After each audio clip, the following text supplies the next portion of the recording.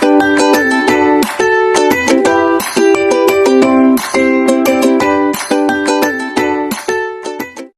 guys! Magandang buhay! This is your Kawalastik Lynn Lasik Vlog, and for today's vlog, gagawa ako ng low carb na bread.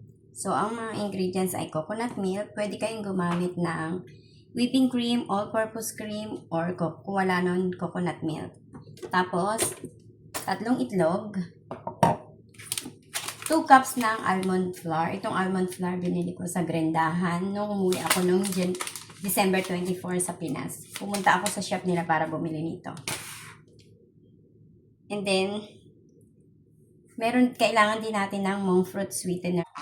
Then, kailangan din tayo guys ng 4 tablespoon ng monk fruit sweetener. Ginamit ko monk fruit allulose from Grendahan pa rin. And then, kailangan tayo ng 1½ ng baking powder. And then sea salt or pink Himalayan salt, pwede din. And then 2 tablespoons of lemon juice. So, umpisahan na natin. So, gumamit lang ako guys ng 250 na coconut milk. 250 ml na coconut milk.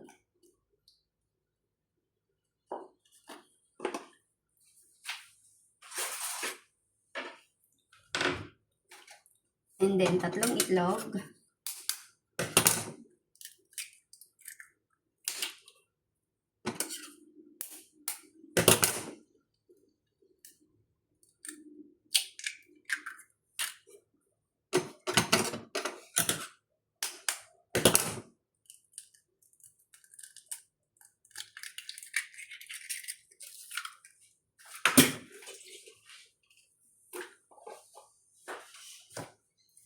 Mix lang natin.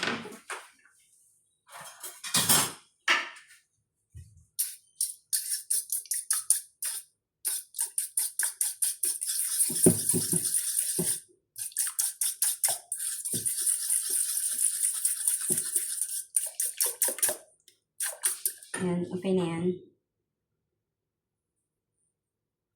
Then, maglalagay tayo ng 2 cups ng almond flour.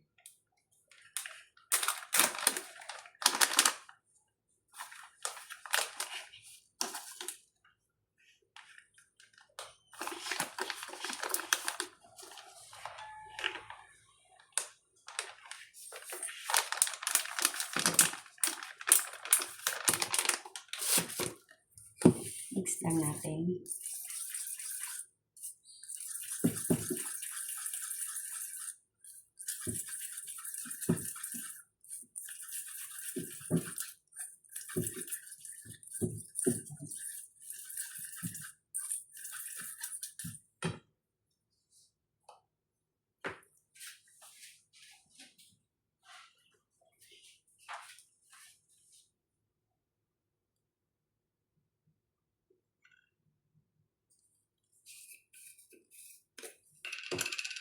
Nalagay tayo ng 1½ teaspoon ng baking powder.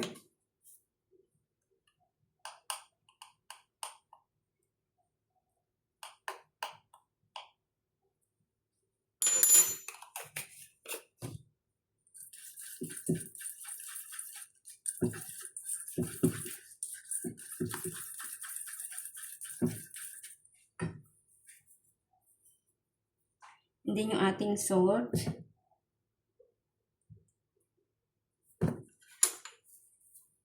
½ teaspoon lang.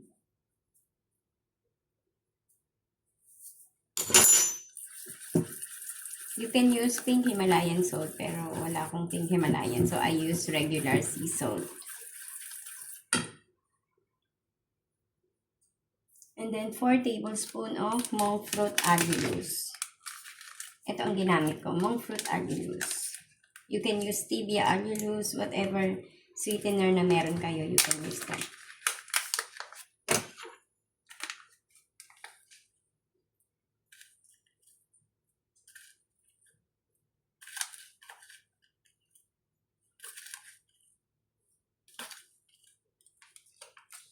Hindi ko na masyadong matamis.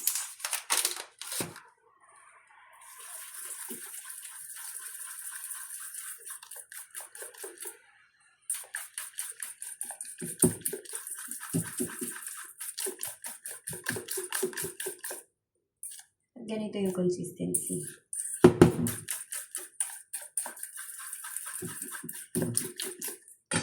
Okay na. And then, nag-grease ako ng pan. Wala akong maliit na loaf pan. So, itong ginamit ko. Naka-grease na yan. Lalagyan ko lang siya ng baking paper.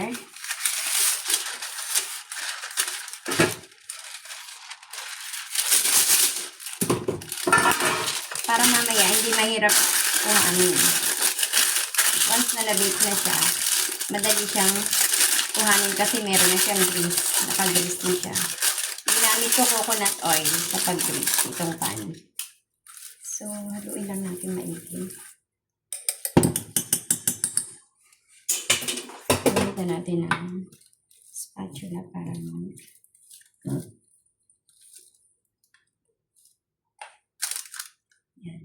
Then, yung oven natin naka-preheated sa 177 degrees Celsius. I-bake natin to 40 to 45 minutes. Yan, dapat ganyan siya.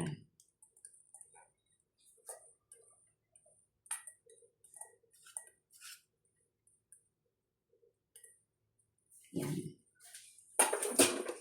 Pwede kayong maglagay ng toppings dito, guys. Pwede kayong maglagay ng cheese. Naglalagay ako ng grated cheese. Siyempre, yung cheese natin is low carb din. I use Eden cheese.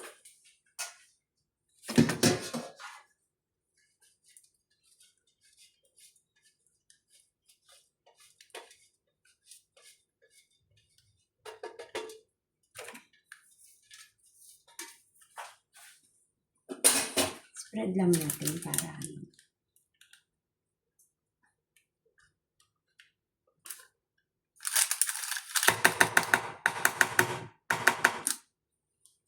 natin kasi mahal ng mga ingredients. So, ilalagay ko na siya sa oven for 40 to 45 minutes.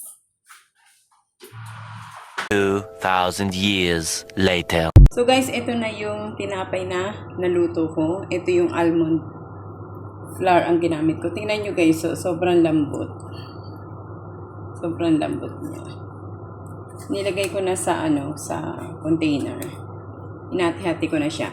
So, ang shelf life nito guys is, pag nasa labas lang siya, 2 to 3 days. Pero kapag nasa fridge siya, pwede siyang umabot ng 1 week. So, ayan. Ito yung cheese. Nilagyan ko siya ng cheese. Hindi siya plain almond bread. Nilagyan ko siya ng cheese. Sarap. Grabe. 100%. Gagawin ko pa ulit ito bukas. Kasi parang 1 day ko lang yata ito eh. Ang sarap niya. Grabe.